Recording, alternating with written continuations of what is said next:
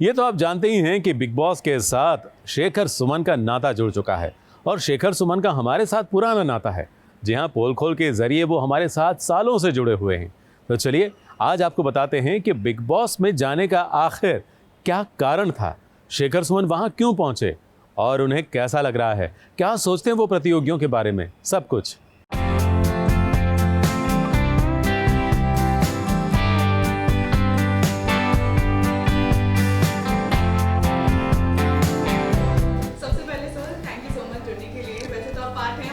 जी जी। लेकिन जानना चाहेंगे बिग बॉस किस तरह से आपने सोचा कि करना है और जिस तरह से आप पोल खोल कर रहे हैं इसमें काफ़ी अलग है, काफ़ी डिफरेंट है, क्यों लगा करना चाहिए? ये भी क्योंकि एक किस्म का पोल खोल ही है। आप अब जब अंदर जाते हैं, घर के अंदर जाते हैं और जिस तरह का लोगों का बिहेवियर है, जो दिखाना चाह रहे हैं, जो दिख रहे हैं और उससे जब मुख्तलिफ कुछ काम करते हैं, जब अलग करते हैं तो मेरे ख़्याल से एक परसेप्शन उभरता है, एक अवधारणा उभरती है, उसके बारे में बोलना ज़रूरी होता है। एक अभिनेता के तौर पे मैंने अलग अलग किरदारों को चुना। हमेशा मुझे लगा ये वाला किरदार जो एक ऑब्जर्वर के रूप में, एक कम्युनिकेटर के रूप में जो जा रहा है अंदर, जो अपना एक परसेप्शन देता है, लोगों को समझता है, जानता है, ह्यूमन साइकोलॉजी, ह्यूमन बिहेवियर के आधार पर वो अपनी कुछ टीका टिप्पणी करता है। मुझे लगा कि बड़ा एक इंटरेस्टिंग फॉर्मेट जो है वो हो सकता है। हालांकि दो बातें तय है। एक तो थोड़ा सा मैं इस बात से आशंकित था क्योंकि टीवी लोगों ने अब देखना कम कर दिया है, पर मुझे ये भी पता चला कि लोग वूट पे या OTT प्लेटफॉर्म पे जो मिस करते हैं वो देख लेते हैं। और इस बार का जो बिग बॉस है वो बहुत ही चर्चित है और लोग काफ़ी देख रहे हैं उसको। और दूसरी बात कि ये प्रिडोमिनेंटली सलमान खान का शो है, तो इस शो में आप ऐसा क्या करेंगे कि आप अपने निशान भी छोड़ जाएं। तो मुझे लगा कि नहीं, एक स्पेस जो है वो क्रिएट किया जा सकता है। और हमेशा दूर से देखा था इन लोगों को, थोड़ा और करीब आ गए जहां मैं इन लोगों के साथ इंटरेक्ट कर पाया। तो ये काफ़ी वजहें थी जिसकी वजह से मैंने हामी भरी। सर कह सकते हैं कि जैसे आपने कहा कि सलमान खान एक जान है इसकी और उसके बाद फिर अपनी जगह बनाना काफ़ी मुश्किल होता है जी। एंटरटेनिंग फैक्टर जो आपने लाया है, थोड़ा शायराना अंदाज, हाँ जी जी, ये आपको कैसे लगा कि इसे ऐसे करना है? मुझे देखिए, जब कोई भी शो करता है तो वो अपना व्यक्तित्व लेके आता है, और मेरा व्यक्तित्व अंदर से, मेरी शख्सियत वो शायराना है। आई एम अ पोएट, मैं लिखता भी हूँ और शेर व शायरी मुझे बहुत पसंद है, चाहे गालिब हो, चाहे वो फराज हों, चाहे वसीम बरेलवी हों या मजाज हों या जो हों, मैं या साहिर हों, उनका बहुत बड़ा फ़ैन हूँ, उनका किरदार भी मैंने अदा किया। तो मुझे लगा अगर ये शायराना थोड़े अंदाज में अगर इसको पेश किया जाए तो थोड़ा बेहतर हो जाएगा, थोड़ा मनोरंजन भी हो जाएगा, लोग थोड़ा सीख भी लेंगे, थोड़ा जान भी लेंगे। क्योंकि बाकी तरह से तो लोग उनसे डील करते ही हैं अपने तरीके से, अपनी भाषा में, अपनी ज़ुबान में। मुझे लगा ज़बान थोड़ी अलग होनी चाहिए और ज़बान में थोड़ा सा एक क्लासी ज़बान होनी चाहिए जब आप करें, थोड़ी सी कविता, थोड़ी सी शायरी और थोड़ी सी आम बातचीत भी। तो मुझे लगा कि ये अगर हम एक अप्रोच लें तो शायद बात बन सकती है। तो ये शो में इस बार शाम दाम सब यूज हो रहा है, तो सर क्या आगे आने वाले टाइम में आप भी इस तरह का कुछ प्रयोग करते हुए नजर आएंगे या कुछ ऐसा जो आपने सोचा? हो सकता है, अब आगे आने वाले भविष्य में क्या होगा मालूम नहीं, लेकिन ये तो ज़िंदगी का उसूल है और ख़ास तौर पे राजनीति में तो इसका सबसे ज़्यादा इस्तेमाल होता है कि साम दाम दंड भेद। जिस तरह से कहीं कंपटीशन हो इस तरह का, और ख़ास तौर पे रियलिटी शो में कि इस साम दाम दंड भेद के ज़रिए, उसके हवाले से अगर आप उस कुर्सी तक या उस ताज तक, उस तख्त तक पहुंच सकते हैं तो क्यों नहीं।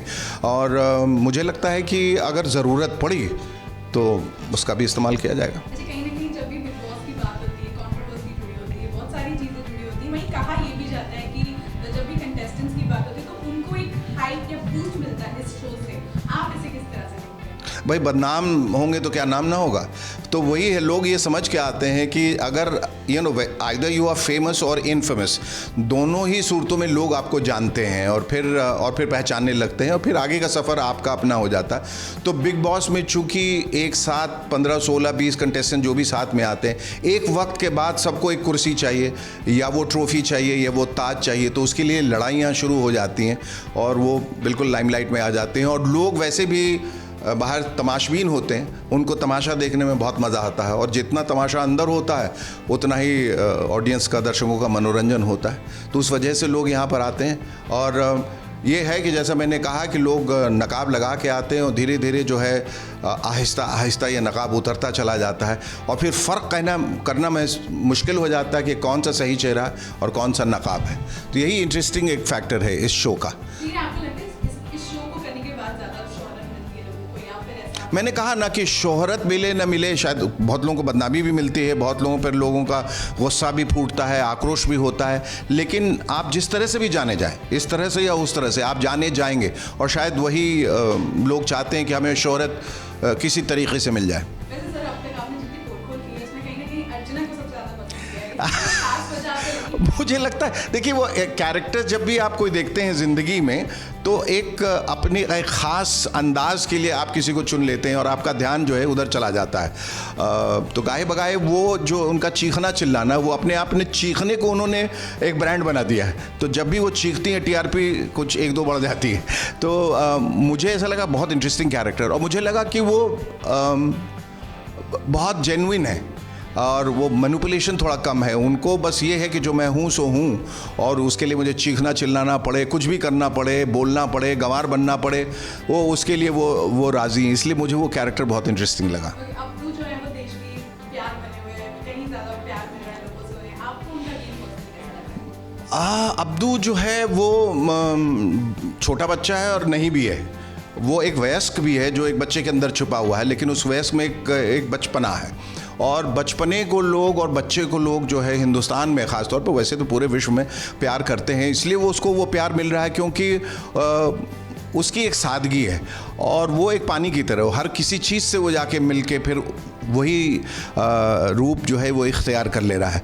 इस वजह से उसे बहुत प्यार मिल रहा है। क्यूट है, गाता है, टैलेंटेड है, और कहीं ना कहीं मुझे उसमें कोई ईर्ष्या या द्वेष या जलन या कुछ इस तरह का कोई गुण नहीं दिखाई दे रहा है जिसकी वजह से लोग उसको हेट करें या ये सोचना शुरू करें कि नहीं ये चालबाज है। ऐसा नहीं है। तो जो अर्चना की तरफ वो भी जो है वो नज़र आ रहा है, इसलिए लोग उसे बहुत पसंद कर रहे हैं। अच्छा सर, जैसे कि इस बार थीम में हम देख रहे हैं कि सलमान खुद घर के अंदर गए, आप भी घर के अंदर जा रहे हैं जी। तो ये आपको किस तरह का लगता है? क्योंकि जितने भी कंटेस्टेंट हैं वो देख के उनकी उत्सुकता बढ़ती है, उनको पता चलता है कि हाँ अब कुछ पता चलेगा, तो ये आपको कितना, आपके अंदर कितनी क्यूरियोसिटी होती है? नहीं, डेफिनेटली अगर 1 to 1 रूबरू आप आमने सामने बैठे हैं तो आप उनको अच्छे से पहचान सकते हैं, क्योंकि एज एन एक्टर मुझे लगता है हम सब लोग फेस रीडर्स भी होते हैं। हमें मालूम है हम जिससे बात करें वो कितने पानी में, वो सच बोल रहा है या झूठ।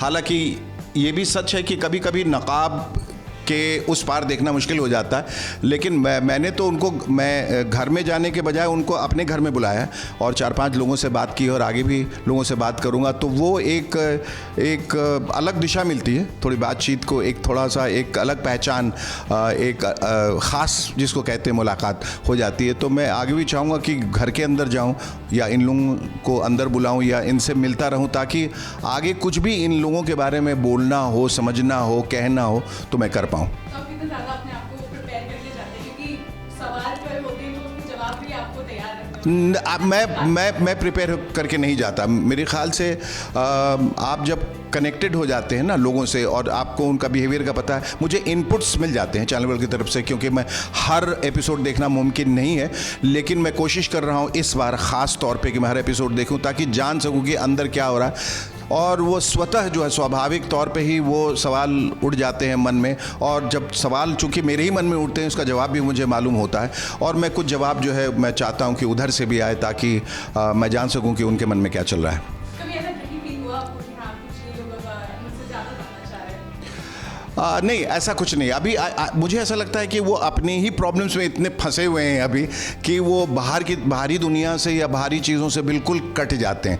तो इतने सारे मसले हैं उनकी लाइफ में जिनसे वो उलझते ही जा रहे हैं, और ये एक ऐसा जाल होता है कि जितना आप निकलने की कोशिश करेंगे उतना ही उसमें उलझते जाएंगे। तो ये बड़ा इंटरेस्टिंग गेम है टू वॉच, और देखते हैं कि इस बार का जो बैच है बिग बॉस का वो कैसा करता है। अच्छा सर, आप पोल के माहिर हैं, मैं कह सकती हूँ हमारे शो पे भी और शो में भी, जी। तो क्या कहेंगे कि आपको अगर अपने अंदाज में बोलना होगा, पोल खोलनी होगी, तो किन कंटेस्टेंट कंटेस्टेंट्स को अब तक आप जाने हैं पर्सनली और आपको लगता है कि इनकी ये खासियत या फिर ये बात बतानी चाहिए? आई थिंक देखिए, पॉलिटिकली कुछ बोलना फिर भी आसान होता है क्योंकि लोग जो हैं नेताओं को जानते हैं। ये इन लोगों के बारे में बोलना अभी सही नहीं इसलिए होगा क्योंकि अभी ये मझधार में है।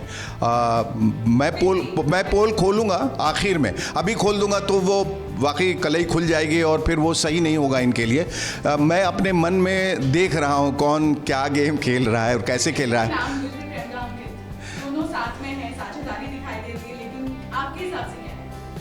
अब मैं कह रहा हूँ ना, किसी दिमाग में घुस के ये जानना कि क्या चल रहा है, क्या फेक है, क्या नहीं है, ये कहना बहुत मुश्किल है। और ख़ास तौर पे जबकि गेम जो है वो अभी बीच तक भी नहीं पहुँचा है, तो कई वजह हो सकती हैं कि वो साझेदारी है। अब इस पर भी प्रश्न चिन्ह उठ सकता है कि क्या साझेदारी थी या नहीं, या इस शो के लिए बहुत कुछ जो है इस शो के लिए किया जाता है, दिखाने के लिए या नज़रों में आने के लिए। इसलिए इस वक्त मेरे ख्याल से यहाँ ज़्यादा पोल खोलने की इसलिए नहीं ज़रूरत है क्योंकि वो अपनी पोल खुद ही खोल लेते हैं। तो आने वाले वक्त में उनकी कलाई अपने आप खुलने वाली है।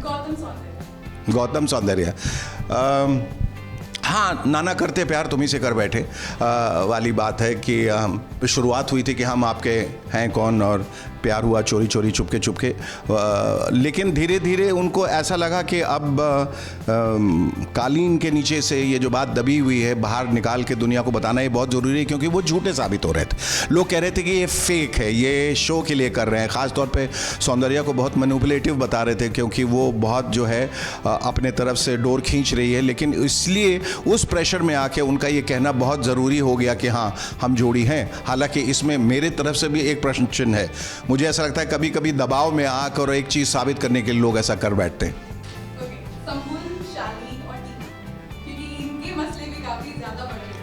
मैंने तो सुंबुल को कहा वो मीना कुमारी हैं, वो दिन भर रोते रहती हैं कि उफ मेरे 18 साल की ज़िंदगी का ये दुख, गहने तोड़वाऊँ गहने बनवाऊँ, किधर जाऊँ मैं, इधर जाऊँ या उधर जाऊँ, कि वो चुप रहें तो मेरे दिल के दाग जलते हैं।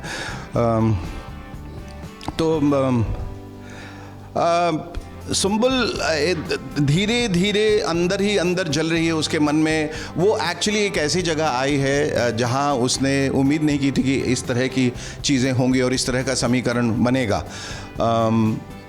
उसने अपने प्यार का इजहार करना चाहा अपने आंसुओं के ज़रिए, जो मैंने कहा कि मेरे दिल के अरमा आंसुओं में बह गए। और अब तो मैं ये भी कह रहा था कि उनके आंसुओं को इकट्ठा किया जाता तो बिग बॉस में एक सैलाब आ जाता। अब तो नदी और समुद्र भी उनसे कह रहे हैं कि भाई हम लोग भर चुके हैं, आप मत रोइए, नहीं तो हम कहाँ संभालेंगे आपके आंसुओं को। लेकिन सच्चाई ये है कि मेरे ख्याल से कहीं ना कहीं उनको इश्क, मोहब्बत, प्यार, लगाव जो भी कह लें हुआ था। लेकिन चूँकि जब प्यार एक तरफा जब हो जाता है और आपको लगता है कि इंसान उधर भी जा सकता है इधर भी आ सकता है, तो आप थोड़ा संभलने लगते हैं, फिर थोड़ा बैकग्राउंड में चले जाते हैं, फिर आप थोड़े गुमसुम से, थोड़े चुप चुप से रहने लगते हैं। तो सुंबुल के साथ भी ऐसा हुआ कि उन्होंने थोड़ा सा एक एग्रेसिव नोट पे आने की कोशिश की, आगे बढ़कर अपने प्यार का इजहार करना चाहा, लेकिन जब उनको रेसिप्रोकेशन नहीं मिला तो वो थोड़ा पीछे हो गई और देखा कि एक उस बगिया में एक कांटा जिसका नाम टीना, वो बीच में आ गई। हालांकि शालीन के लिए वो कांटा नहीं है, वो गुलाबी हैं। तो ये एक तरह से ये त्रिकोण बन गया, एक ट्रायंगुलर लव स्टोरी बन गई। और आगे देखें कि इसका हश्र क्या होता है।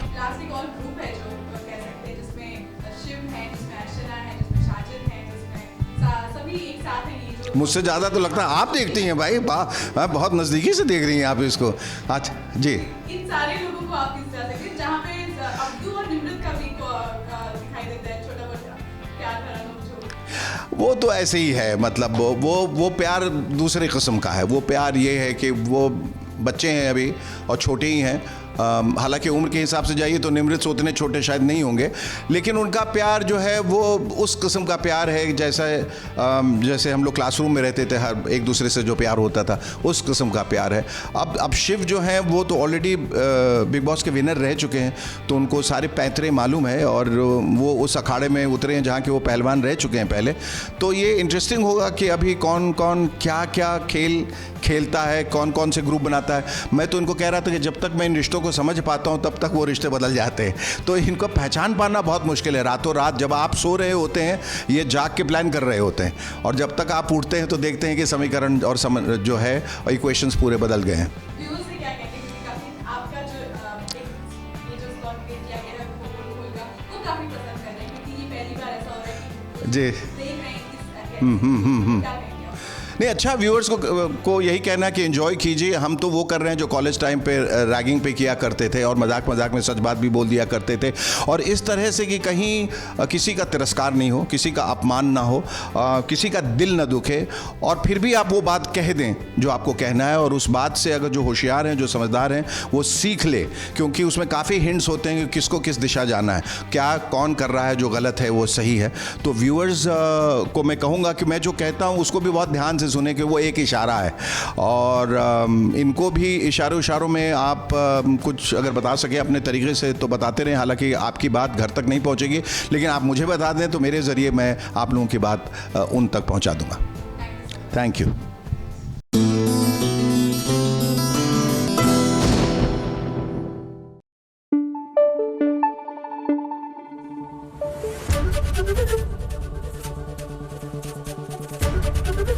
एबीपी न्यूज आपको रखे आगे।